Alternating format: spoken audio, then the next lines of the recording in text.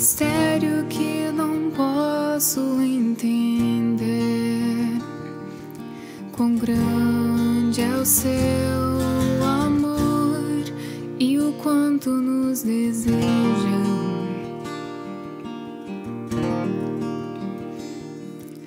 As coisas deste mundo não são nada diante dele.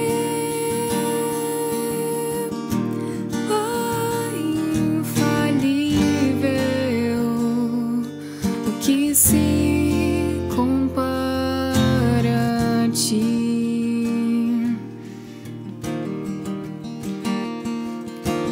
Veja o Filho de Deus, o leão e o cordeiro dado a nós. O Verbo se encarnou, Salvador da minha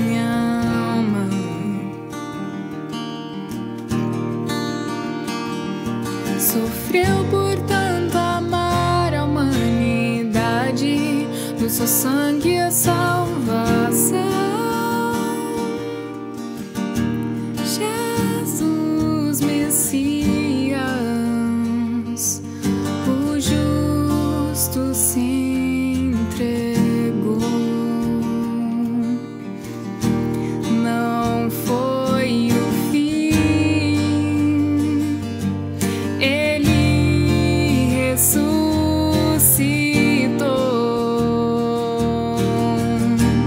Canta minha alma, canta minha alma, que amor tão grande, que amor tão grande, que grande amor.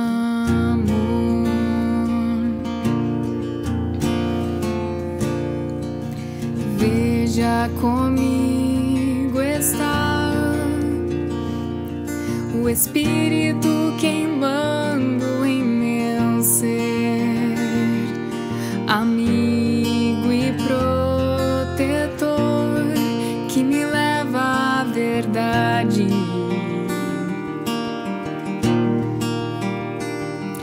Traz luz pro meu perdido coração, até meu tempo aqui findar. Oh, Santo Espírito, teu reino quero ver. Oh, Santo Espírito, faz em mim o teu querer. Canta minha alma, canta minha alma, que amor tão grande, que amor tão grande. Canta minha alma, canta minha alma, que amor tão grande, que amor tão grande, que grande amor.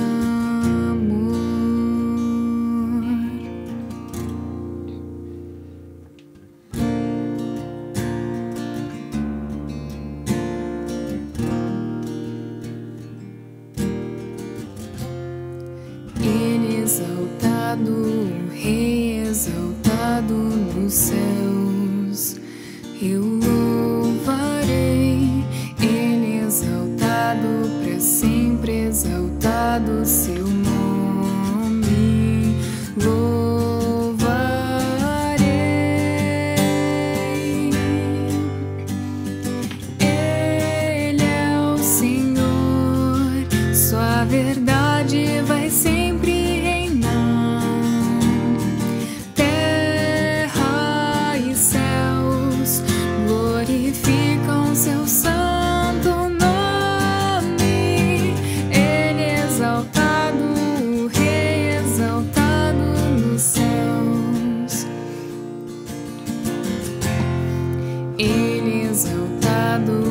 Rei exaltado nos céus. Eu louvarei, Ele exaltado, para sempre exaltado seu nome.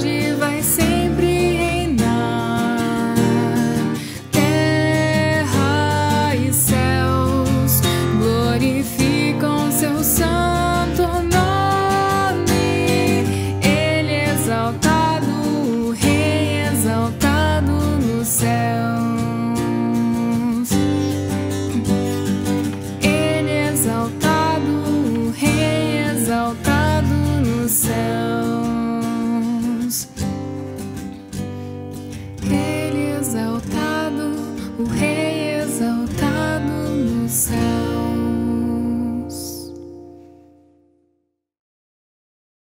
Olá, que bom que você está por aqui. Eu sou o pastor Christian, da Igreja Evangélica do Caminho. Daqui a pouco você vai assistir a última pregação que eu fiz na Sojipa. Sim, porque a Igreja do Caminho voltou aos cultos presenciais. Todo domingo, 19 horas, no salão de eventos da Sojipa. Se você vai a pé ou de Uber, você entra pela Barão do Cotegipe. Se você vai de carro, a Sojipa tem estacionamento próprio pela Dona Leopoldina. E para quem é da Igreja do Caminho ou vai nos visitar, você recebe um desconto. Então, domingo que vem, não deixe de estar conosco. Ao mesmo tempo, pedimos a essa comunidade do caminho que continue orando uns pelos outros, orando pelo nosso papel nas cidades em que nós estamos, orando para que possamos prestar o auxílio que Deus gostaria que prestássemos nesse tempo delicado de pandemia, onde muita gente está necessitada de todo tipo de suprimento espiritual, material. Estejamos orando uns pelos outros e mantenhamos o engajamento. Somos o corpo de Jesus e não podemos permitir desfalecimento nessa caminhada. Que Deus nos fortaleça. Por isso, ore. Ao mesmo tempo, contribua, dizime, oferte, nos ajude para que também estejamos preparados para todo o auxílio que for necessário dar. Enquanto Igreja do Caminho, não queremos ser uma comunidade do discurso, somente da palavra. Queremos também ajudar de fato e de verdade, porque entendemos que isso é necessário. Fé sem obras é morta. Nesse sentido, meu irmão, minha irmã, ajude-nos, oferte, contribua, não deixe de investir como cooperador na obra de Deus. Eu também queria dirigir uma palavra àqueles irmãos que ainda não retornaram ao culto presencial, ou porque não se vacinaram ainda, ou porque ainda mantêm um certo receio. Enquanto Igreja do Caminho, estamos mantendo o afastamento, as janelas abertas, a higienização. O lugar que a gente usa hoje ali na Sojipa tem um pé direito bastante alto, quer dizer, tudo o que é possível fazer, nós estamos fazendo. Mesmo assim, é claro, é preciso ter cuidado. Por outro lado, nos preocupa muito o fenômeno da virtualização das nossas relações, que não se tornam mais de carne e osso, não são corpóreas, mas são às vezes midiáticas ou virtuais ou online, se é que se pode falar de relações nesses termos. Por exemplo, quando você vê Paulo escrevendo aos Coríntios, ele diz, quando você se reúne no mesmo lugar, existe uma importância da fisicalidade, do lugar de encontro, do olhar no olho do irmão, do perceber a ênfase nas expressões que a gente faz, né? Ver a dor, se compadecer, estar no mesmo lugar e sofrer com os outros e também se alegrar com os irmãos que se alegram.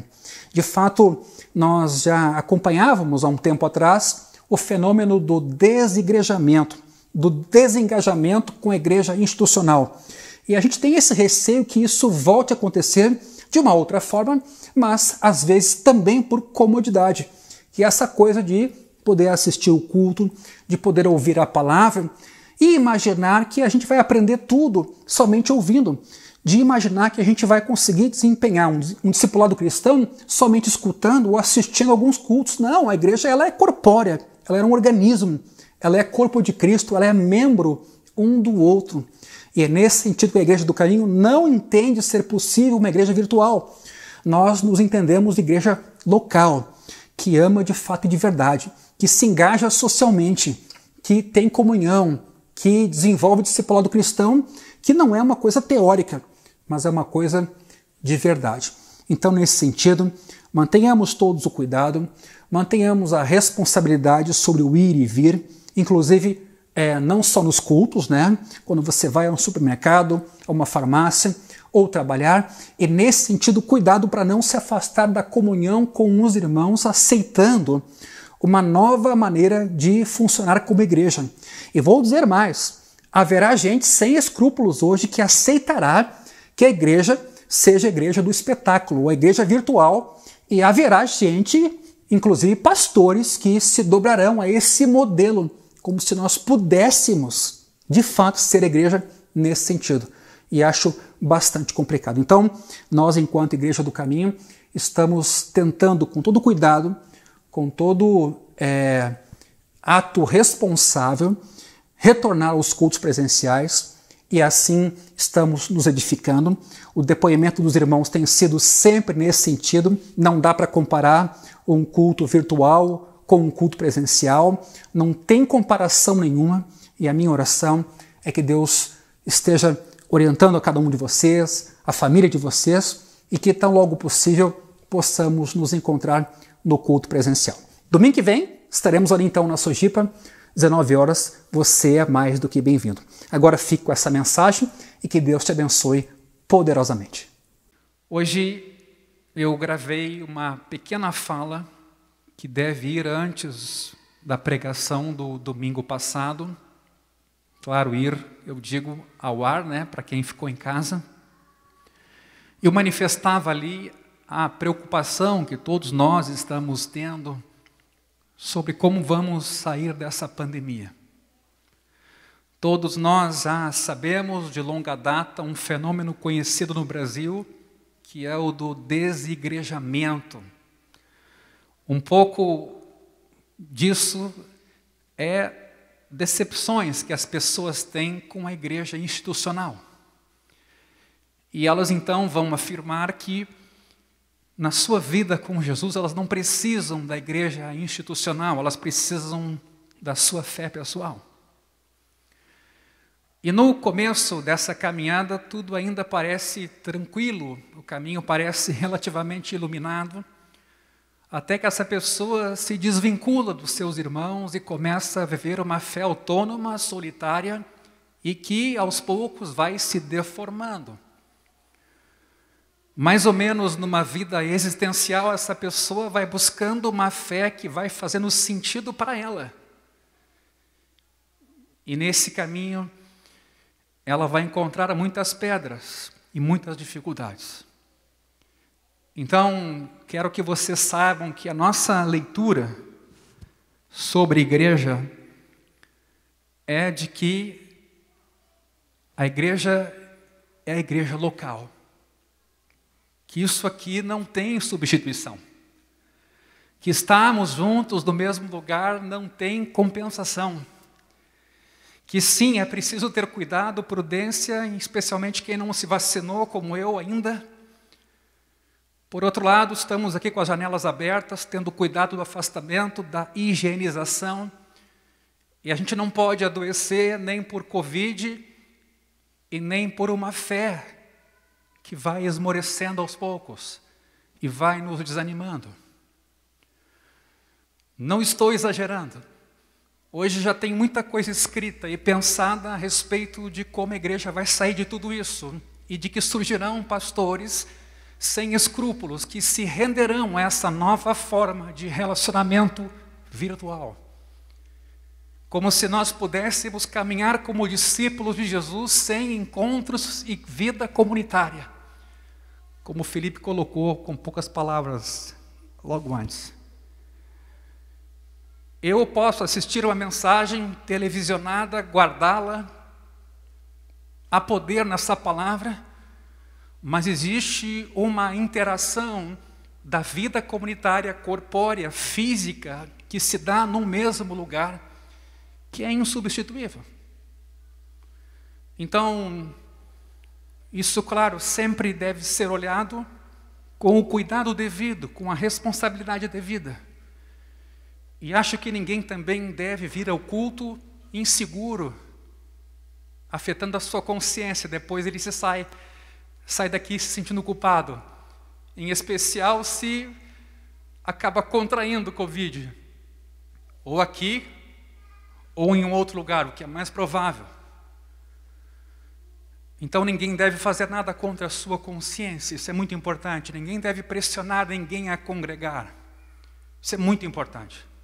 A gente tem que fazer uma coisa também nesse sentido, quando a nossa consciência não nos ofende, ou não nos põe medo. Por um outro lado, há um temor grande no nosso coração, e de muitos pastores, de como vamos sair depois de tudo isso. Que igreja vai ser essa? Porque vai ter gente que vai se prestar a trabalhar com o que nós entendemos, ou o que se diz, uma igreja virtual. Cada um na sua casa, com a sua vida, com os seus valores, com a sua fé privada. E eu fico pensando, a partir de Jesus e do que Ele ensinou como discipulado cristão, qual vai ser o final dessa história. Então, estejamos orando uns pelos outros, pelos demais irmãos. Alguns já se vacinaram, mas mesmo assim persiste o medo e a insegurança. Outros já se vacinaram, não há medo, mas há comodismo e um certo desânimo. E é nesse sentido que temos que vigiar e nos animar uns aos outros, nos estimulando às boas obras e também ao congregar. Amém, irmãos? Então, estejamos atentos e que Deus guarde a cada um. Abra comigo a sua Bíblia em Filipenses capítulo 4.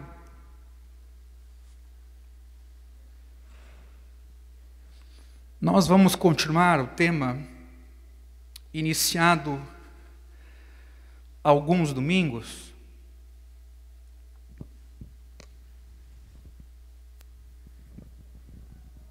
Baseado no capítulo 4 de Filipenses.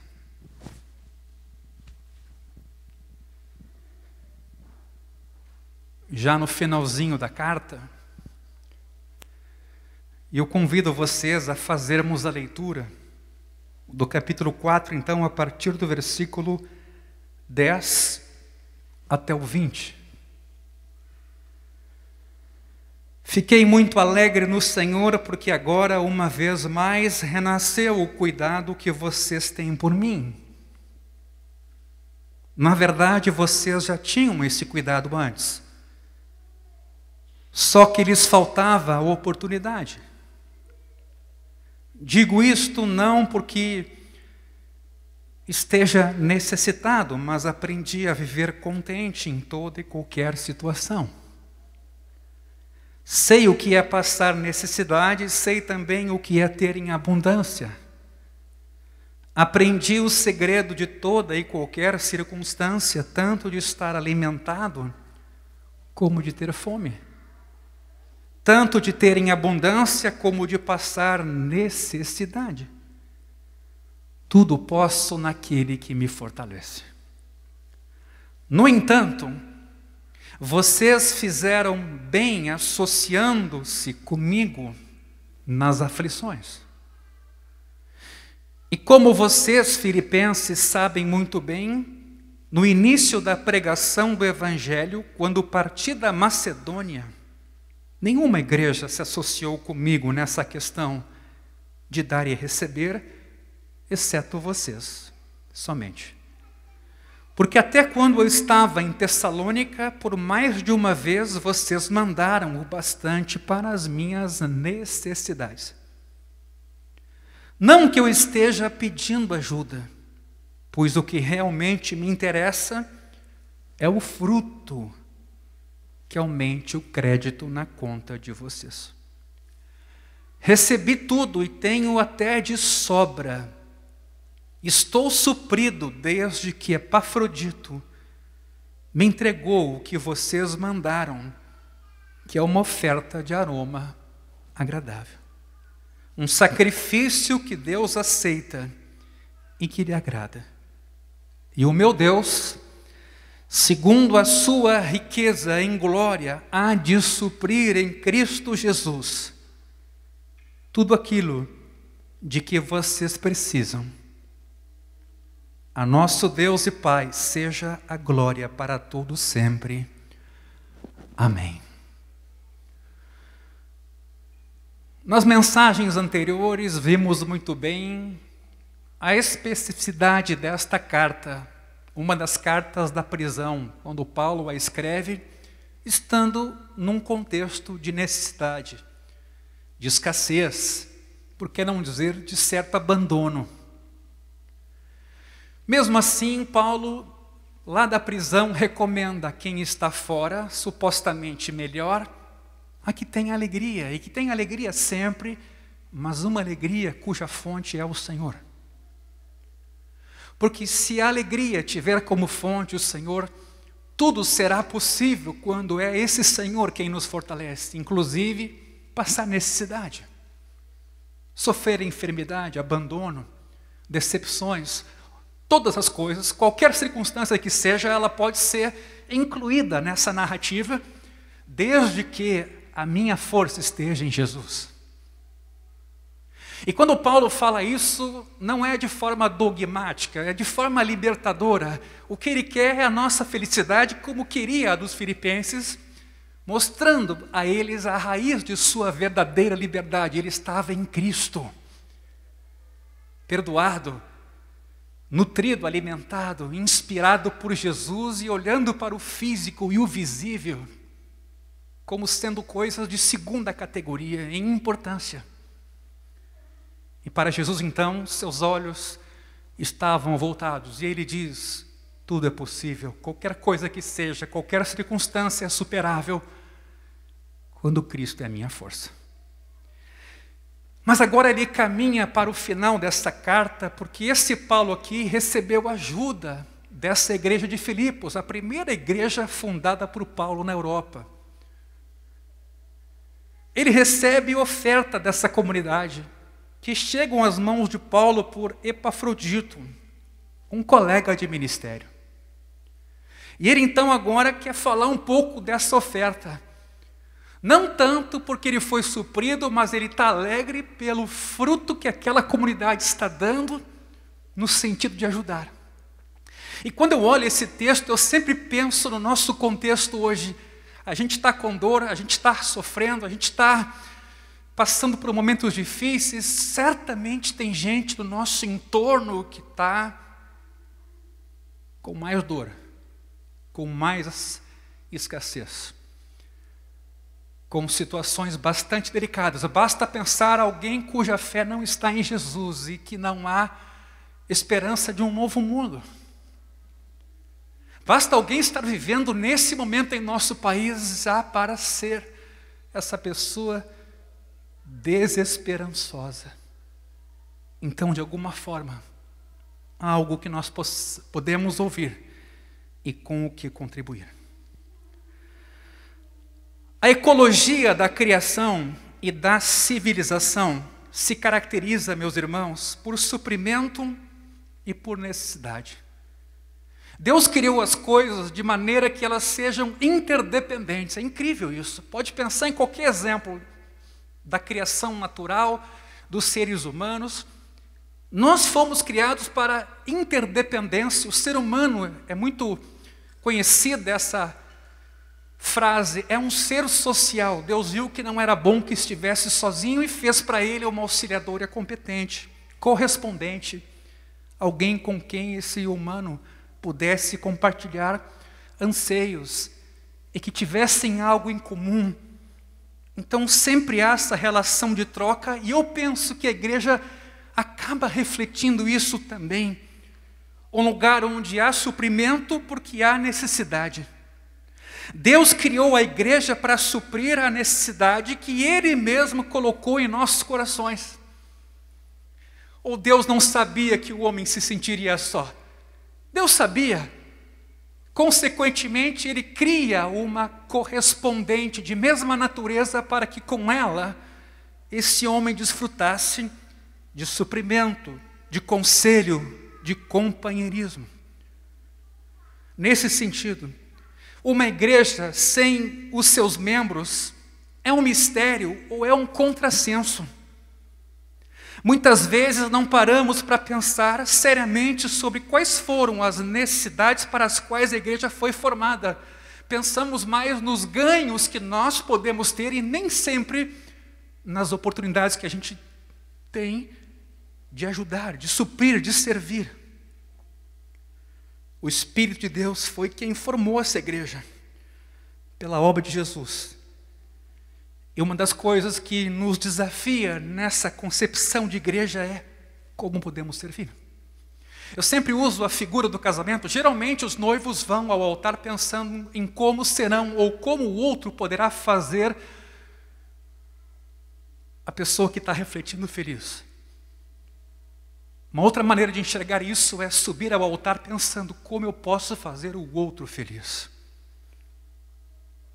Para quem e para o que fomos criados? Paulo não deixou de reconhecer esse princípio nem mesmo na igreja dos filipenses.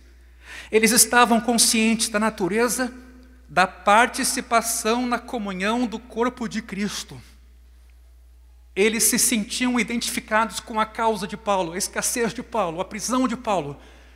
Eles não fizeram de conta que não viam ou não se importavam com aquilo. Aquilo dizia respeito a eles e não somente a Paulo, porque aquele evangelho que Paulo pregava foi a semente que fez nascer os filipenses enquanto crentes em Jesus. Cada indivíduo tem necessidades que o corpo de Cristo pode suprir. E o próprio corpo é composto desses membros que suprem necessidades da comunidade. Somos membros uns dos outros. O corpo é essa figura, essa metáfora que ilustra melhor do que qualquer outra figura essa ecologia que eu chamo aqui de suprimento e de necessidade ou de interdependência. Meus irmãos, quando uma parte do nosso corpo físico deixa de funcionar bem, temos certeza de que ela não está recebendo o que precisa. Por exemplo, suponhamos o caso de um câncer ou uma tuberculose no pulmão. Ora, pelos pulmões, o sangue toma o oxigênio necessário para distribuí-lo às células do corpo todo. Se os pulmões suprem pouco oxigênio para o corpo, os próprios pulmões vão sentir a falta do oxigênio necessário para que o pulmão funcione bem e também para que o corpo funcione bem. Felizmente, Deus colocou no corpo humano os meios necessários para suprir as carências das partes. Apenas no caso de uma doença, o corpo vai sofrer. Mesmo assim, o corpo pode depender da assistência médica, que na maioria das vezes restabelece a pessoa enfraquecida. Veja essa funcionalidade. De outra forma, morreríamos com a primeira doença contraída, se ela nos atingisse. Vemos que o versículo 14, que acabamos de ler, mostra, por exemplo, a necessidade de Paulo, mas também o suprimento que a igreja de Filipos oferece. Vejam o versículo 14. Vocês fizeram bem, associando-se comigo nas aflições. Veja, é uma indicação de que se associar na dor do outro é um ato bom. Faltaram recursos para Paulo poder viver na prisão, meus irmãos. Porque os presos dependiam dos seus parentes, dos seus amigos, tanto para se alimentar como para roupas e outra coisa qualquer. Por amor, os filipenses compartilharam com Paulo os bens e fundos que podiam sacrificar, bens pessoais, uma vez que ele não tinha condições de suprir sua própria falta. Dessa maneira, os filipenses mostraram que a doutrina do corpo de Cristo era mais do que uma figura teórica ou bonita, estilisticamente falando. O corpo é uma realidade concreta. Tal associação dos filipenses com Paulo, e o sentido é associação enquanto partilha junto ou participar em comum, apresentava o quadro sobre o qual Jesus afirmou que iria persuadir um dia o mundo a respeito da seriedade e honestidade dos discípulos. Quando eles manifestassem amor uns aos outros, eles seriam identificados como seguidores de Jesus. O sinal da genuína conversão dos filipenses foi a sua prontidão em suprir as necessidades de Paulo. Na igreja de Jerusalém, Lucas escreve que não havia nenhum necessitado entre eles, Atos 4:34. Ora, não devemos esquecer que não há outra opção para os cristãos.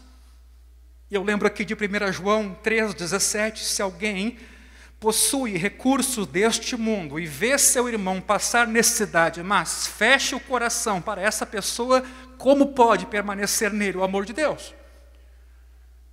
João aqui não nos manda orar, João aqui não nos manda espiritualizar uma coisa que estamos vendo e o coração deve estar aberto para isso.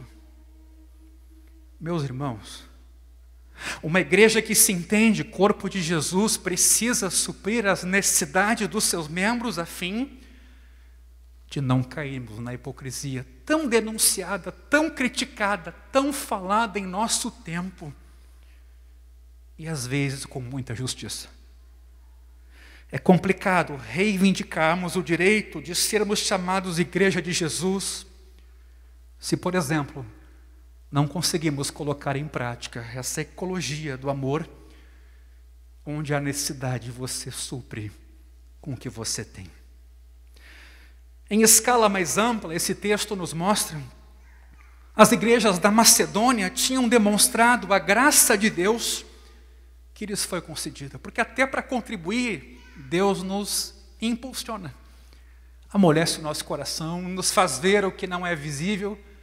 Veja a importância da igreja local e do convívio comunitário.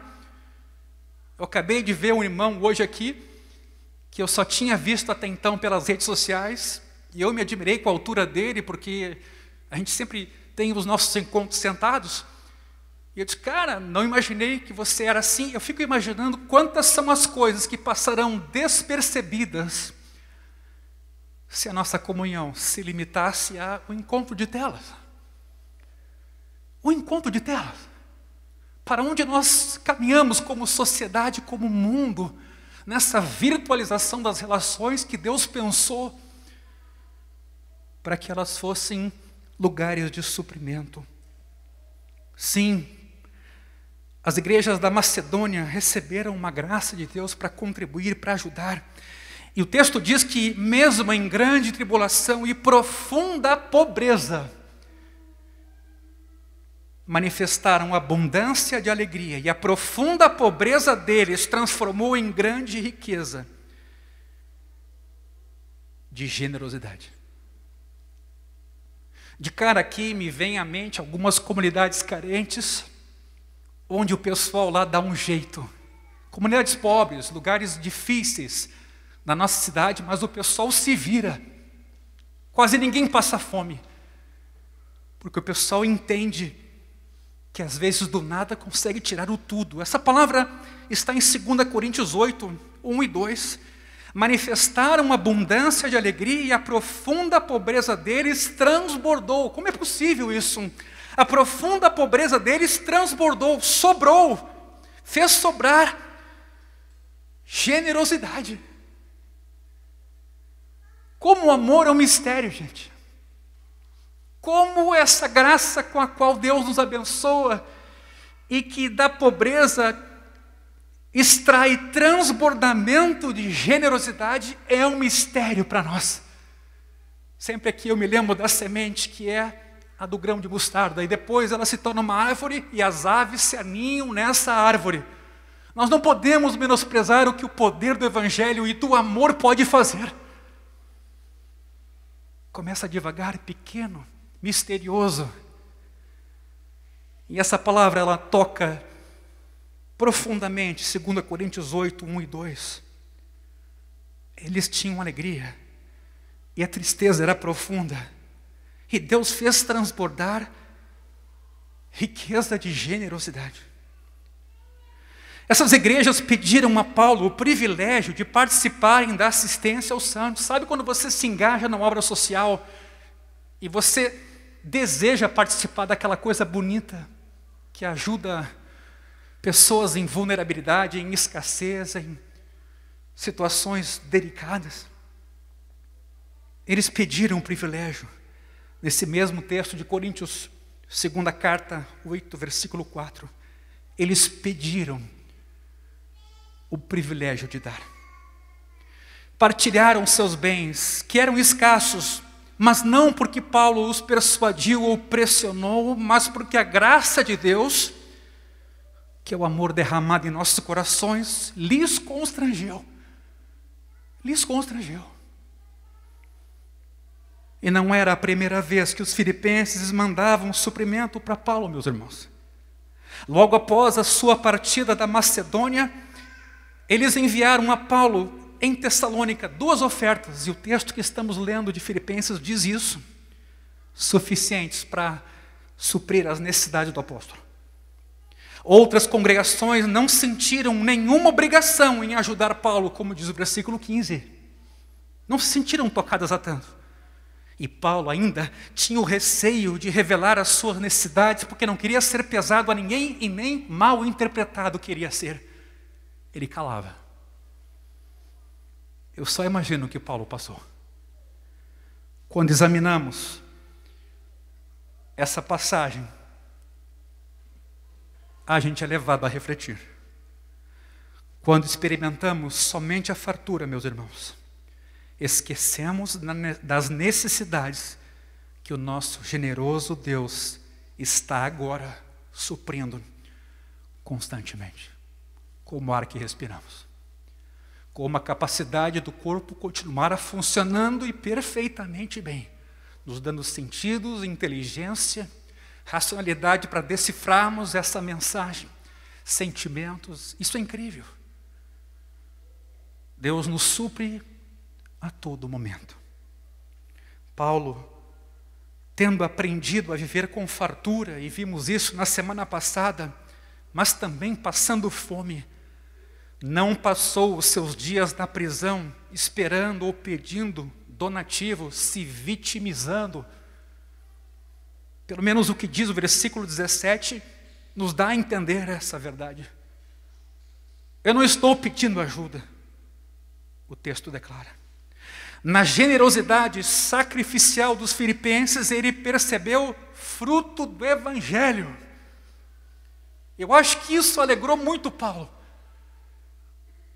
Renovou-se a sua esperança de ver que o Evangelho lá fora da cadeia estava mudando a vida dos filipenses, de modo que eles deram um jeito de fazer o dinheiro chegar na realidade de Paulo. Isso é que é bonito, isso é que é poderoso. Fruto do Evangelho, era essa alegria de Paulo pela vida dos filipenses. Ele recebeu tudo, o texto diz, teve abundância, ficou suprido, desde que Epafrodito lhe entregou o que os filipenses mandaram, diz o versículo 18.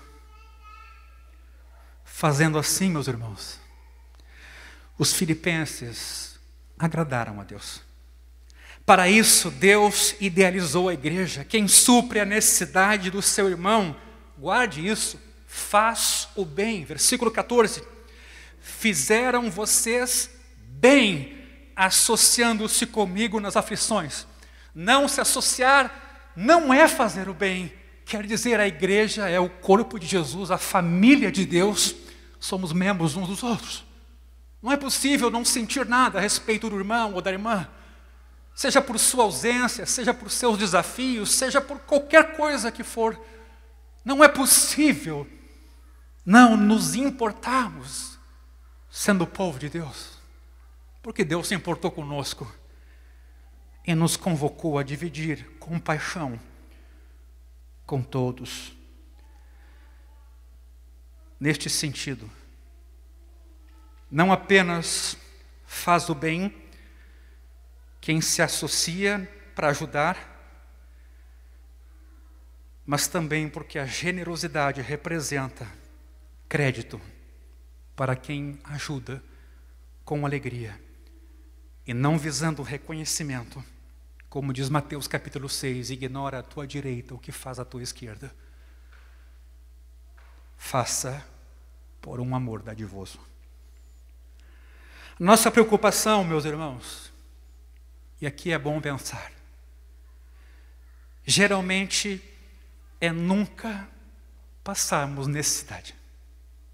Muitas vezes essa é a nossa meta. Então, como o tolo na história de Jesus, preste atenção, nos esforçamos para acumular o suficiente para ter em depósito muitos bens para muitos anos. A gente lê esse texto e diz que é absurdo o que esse cara fez, mas em grande medida essa é a nossa história.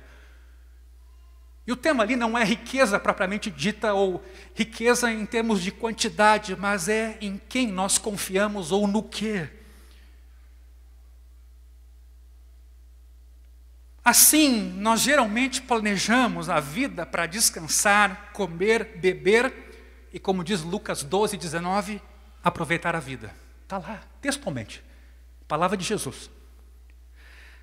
Mas a esse modo de pensar, Deus chama loucura. Transformai-vos pela renovação da vossa mente para que podeis experimentar a boa, perfeita e agradável vontade de Deus. Mas a nossa maneira de funcionar é essa. Preciso acumular para poder descansar, usufruir, comer, beber e aproveitar a vida. Jesus chama esta forma de pensar louca. Lucas capítulo 12. O texto diz: louco, esta noite lhe pedirão a sua alma e o que você tem preparado para quem será? Assim é o que ajunta tesouros para si mesmo, não precisa ser dinheiro, mas não é rico para com Deus. Meus irmãos, que desafio! Devemos ser lembrados constantemente de que quem sustenta, aliás, de que quem entesoura para si é um tolo. Não sou eu que estou dizendo. E quem reparte com o necessitado é um sábio. É claro que você não vai ser negligente de não planejar e calcular a torre e os empreendimentos que você faz. Mas outra coisa é colocar o coração nisso e pensar que a sua vida depende disso. E você acaba sendo preso pelos seus projetos. Eu vou repetir. Quem entesoura para si, segundo esse texto, é um louco. É um tolo. Mas quem reparte com o necessitado é um sábio. É intenção divina que a necessidade dos outros seja suprida pela nossa generosidade, para que assim sejamos ricos para com Deus. Foi por essa razão que Jesus disse: mais bem-aventurado é dar do que receber. Mas é incrível que na igreja evangélica a gente fala muito mais em receber. Vamos receber de Deus. De fato, toda boa dádiva vem dele. Mas nascidos de novo também, Deus nos quer serviçais e disponíveis para dar. Porque mais feliz é dar do que receber. Quem supre a necessidade de um irmão, compartilha a sua vida com ele. Esse é o verdadeiro significado do vocábulo grego que Paulo usa aqui, mas usa também em Filipenses 1:7. Sukoinoneo. É dessa forma que as células do corpo se gastam oferecendo as suas vidas para a vida do corpo inteiro. Não podemos especular quanto à quantia que os filipenses mandaram para Paulo. O que ele escreve é: recebi tudo e tenho até de sobra. Estou suprido, versículo 18. Se recebeu o suficiente para pagar o aluguel da casa em Roma, onde ele também foi preso, em Atos 28, ou para comprar alguns mantimentos, para Paulo isso era abundância. Aparentemente sobrava para os seus companheiros, os que estavam com ele, Atos 20, 34, visto que as necessidades do apóstolo eram bem reduzidas, era uma vida muito modesta. É tolice guardar para mim o que o meu irmão precisa, sob o pretexto de que eu não tenho guardado o suficiente para as minhas necessidades. É desafiador isso. Mas isso é o que Paulo agora expõe diante de nós. Feliz o crente que sabe que todas as suas necessidades estão supridas, não porque acumulou terras, propriedades e muito dinheiro aplicado, mas porque fez e faz parte de uma comunidade que, com o amor de Deus, cuida dos seus membros e confia no Senhor, que tudo supre em relação ao seu rebanho. Ele é o bom pastor que cuida das suas ovelhas. O fruto de uma árvore aumenta quando a gente planta a sua semente num terreno preparado.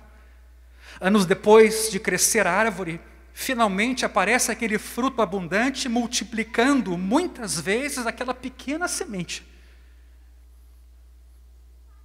Pois Paulo está dizendo que terá semelhante aumento no crédito celestial o donativo investido aqui. No caso, bem-estar de Paulo. Além disso, a oferta recebe uma descrição muito interessante: aroma agradável, ou fragrância de um cheiro bom, que era o aroma daquele sacrifício queimado em Gênesis 8 ou em Levítico 1. Em razão da morte substitutiva de Cristo na cruz, não há mais sacrifícios de animais que possamos oferecer a Deus e que sejam aceitáveis ou suficientes. Porém, textualmente, vemos aqui que há sacrifícios que Deus não só aceita, mas que o agradam.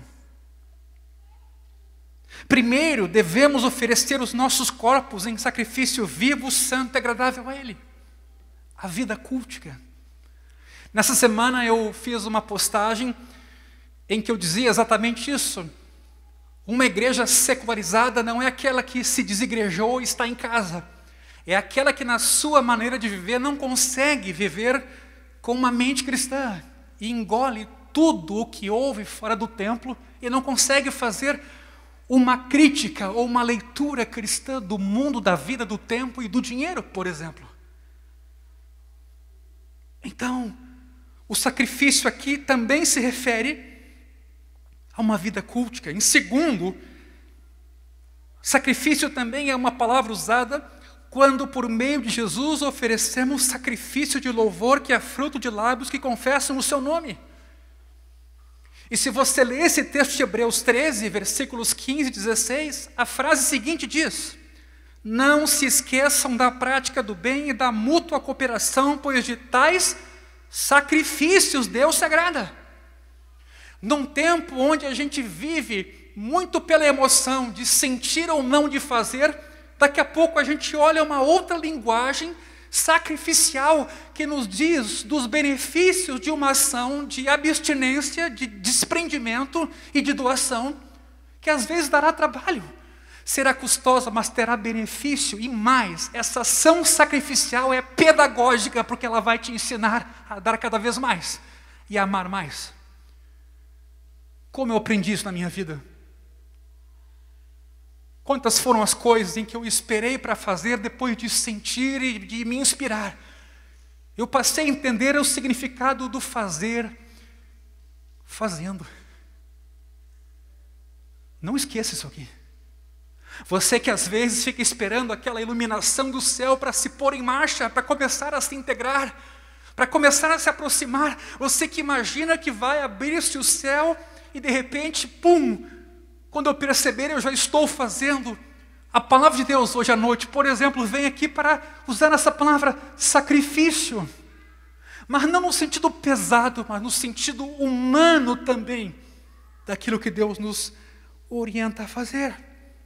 Então vejam bem, a vida é sacrifício vivo, santo e agradável. O louvor também é uma expressão sacrificial de quem confessa Jesus. E o versículo 16 de Hebreus 13 diz: não se esqueçam da prática do bem e da mútua cooperação, pois de tais sacrifícios Deus se agrada. Mas terceiro, corpos entregues para servir a Deus e lábios empregados na exaltação do seu nome são sacrifícios legítimos, mas também o é o sacrifício do dinheiro ou das posses para suprir as necessidades de alguém. A gente não pode esquecer isso aqui. Não podemos fazer de conta. E é por isso que quando a gente estuda a Escritura, a gente tem que estudar ela sequencialmente, para não ficar só pensando aquilo que nos interessa, e a gente passa de longe naqueles textos que mexem talvez com o nosso bolso, ou melhor dizendo, com o nosso egoísmo, com o nosso coração. Não, nós enquanto igreja do caminho, nós queremos caminhar com Jesus até as últimas consequências, de verdade. Nós não queremos só ter um discurso, nós queremos amar de fato e de verdade.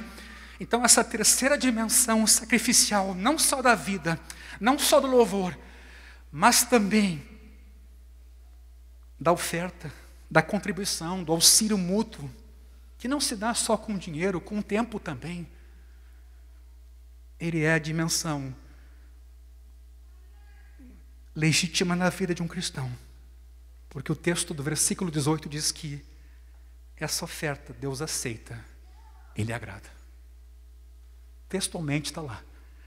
Essa oferta Deus aceita e lhe agrada. Compartilhar bens com os necessitados é ao mesmo tempo uma oferta apresentada a Deus. Não há dualismo aqui. Está tudo integrado no reino de Deus. E na vida cristã como um todo, a gente não faz cisões, a gente vive num mundo corpóreo e físico, à luz do Evangelho. E também se preocupa com temas materiais. Não espiritualiza eles. Não manda as pessoas embora dizendo, eu vou orar por ti, para amanhã tu ter o emprego. Também faz isso, mas se a gente pode ajudar, a gente ajuda. Repito, versículo 18. Disso Deus se agrada, Deus aceita. Compartilhar bens com os necessitados é ao mesmo tempo uma oferta apresentada a Deus. Havendo a motivação correta de amor, gratidão e não busca de reconhecimento humano, visibilidade, publicidade, esse sacrifício sempre será aceitável e agradável a Deus. Meus irmãos, enquanto Jesus esteve fisicamente entre os seres humanos, era possível ofertar-lhe dinheiro. Em Lucas 8:3, diz que as mulheres com os seus bens supriam Jesus. Ele recebeu até um bálsamo de nardo puro, em João 12:3. Esses sacrifícios eram aceitáveis ao Senhor, mas logo que ele foi exaltado, concretizou-se a situação que ele havia predito. Os pobres sempre estão com vocês, mas a mim vocês nem sempre terão. Na ausência física de Jesus, temos o privilégio de trazer nossas ofertas ao altar, para também serem redistribuídas a quem precisa. Ofertas de bens, impulsionadas pela graça de Deus e pela compaixão pelos irmãos que têm necessidade, tributam graças a Deus. Veja lá, 2 Coríntios 9:11. Textualmente diz isso. Essas ofertas e ajuda aos necessitados tributam graças a Deus e acrescentam glória ao Senhor. 2 Coríntios 8:19. Sim, Paulo fala muito disso. Somente num sentido muito humano e restrito poderíamos afirmar que Deus necessita de nossas ações de graça e glória, que a Ele sacrificamos. Mas se reconhecemos que tudo que lhe dá prazer que é aceitável, que é prazeroso, corresponde ao seu desejo, será mais fácil compartilhar os bens que Ele mesmo nos ofertou, porque tudo vem de Deus. Portanto, meus irmãos, para Paulo, as ofertas são importantes. Auxiliar os irmãos é importante. Paulo então aponta, primeiro, para o galardão que os filipenses vão receber. Segundo, para o prazer que o sacrifício suscita a Deus. Terceiro, o benefício recebido pelo carente, suprido com a oferta. Quanto à vida do servo de Deus, num outro lugar, segunda carta aos Coríntios, capítulo 2, versículo 15, essa vida do crente é descrita como o bom perfume de Cristo. Meus irmãos, o simples viver, testemunhar e espalhar a fragrância do seu conhecimento é uma oferta contínua no altar de Deus. Assim, a igreja de Filipos, permanecendo em Cristo, resplandece no mundo como um céu escuro, salpicado de luzeiros, e preserva a palavra da vida. Tempos difíceis os nossos. Uma vez que Cristo nos amou e se entregou a si mesmo por nós como oferta de sacrifício a Deus em aroma suave, Efésios 5 diz, dependemos dele para perdão e justiça. Em Cristo isso é possível. Somente a oferta desse sacrifício único serve para expiar o pecado e remover a nossa culpa. O que nos resta sacrificar? O Novo Testamento deixa muito claro que, motivados pela gratidão, devemos oferecer a Deus nossos corpos, nosso louvor, nossos bens, nossas vidas. Com tudo isso, Deus se agrada. E aqui eu finalizo. Os sacrifícios que os cristãos tributam a Deus indicam a sua filiação divina, aquela que eles reivindicam. Mas Deus também corresponde às ofertas dos seus filhos, suprindo cada uma de nossas necessidades. Como vemos no versículo 19, veja, ele, sendo pai de Paulo e dos filipenses, tem um compromisso com os seus. A frase, segundo a sua riqueza em glória, amplia a nossa visão para percebermos a infinita grandeza da despensa ou do banco de Deus. É maior, é de outro valor. Dele é o mundo e tudo o que nele se contém. Em Salmos 50, são meus, disse o Senhor, todos os animais do bosque e o gado aos milhares nas montanhas. Quando Paulo pensava no sentido da palavra glória no hebraico, peso, não deixava de contemplar a riqueza, a majestade, a importância e a fonte inesgotável de todos os valores. Veja como o texto está colocado, versículo 19. Não é das riquezas que Deus vai suprir, mas segundo as riquezas há uma proporcionalidade. Você pode ser muito rico e dar muito pouco. Deus não. Deus dá segundo a sua riqueza, não da sua riqueza, Ele dá segundo a sua riqueza. Em glória. Deus vai suprir a falta dos filipenses. Deus vai cuidar deles. A palavra suprir aqui, plerosei, encher, fazer transbordar. Fazer transbordar é a mesma que Paulo usou no versículo 18 para abundância. Pela fé, Paulo promete que Deus vai suprir com abundância todas as necessidades dos filipenses que ofertaram. Eles receberão pela fé o que Deus lhes outorgar e terão mais do que suficiente para as suas necessidades, embora não necessariamente para os seus desejos, mas para o que necessitam. Porque eles fazem oração venha o teu reino, seja feita a tua vontade. E santifica a minha vida para que eu descubra o que é agradável a ti.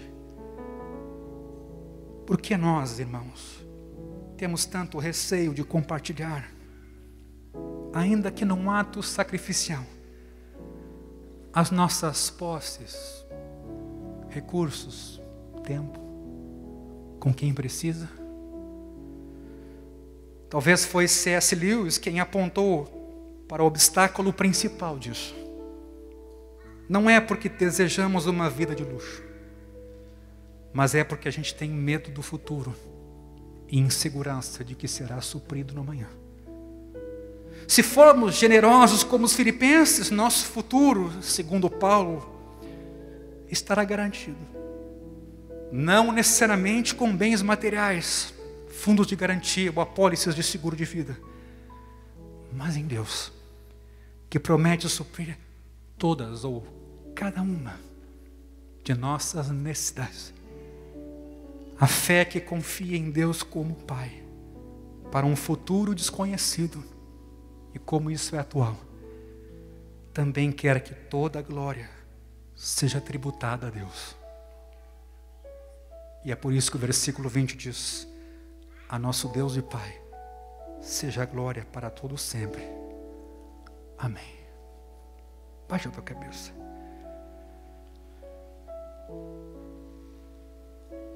Pai, diante da tua presença, da tua palavra e à luz do teu Espírito, sonda os nossos corações, examina-nos.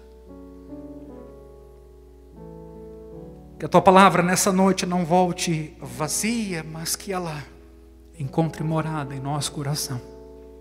Acolhimento manso, acolhimento reflexivo, acolhimento autocrítico, acolhimento desejoso de experimentar, confiar em Deus. Confiar em Deus e confiar em Deus para tudo, inclusive para o futuro. Senhor, nos ensina por essa palavra aqui.